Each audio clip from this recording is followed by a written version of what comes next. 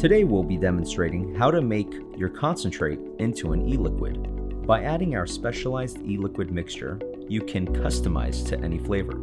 Here's what you'll need: temperature-controlled hot plate, a pair of heat-proof gloves, we don't want you to burn your hands now, e-liquid starter kit available at Vapeur Terp, your concentrate or extract of choice, a bottle of Vapeur Terp e-liquids.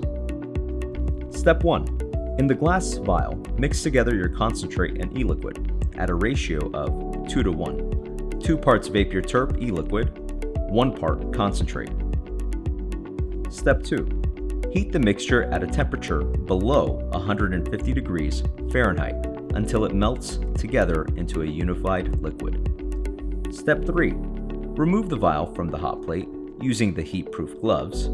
Stir the mixture to complete the fusion process. Step 4. Transfer it into your cartridge using the syringe.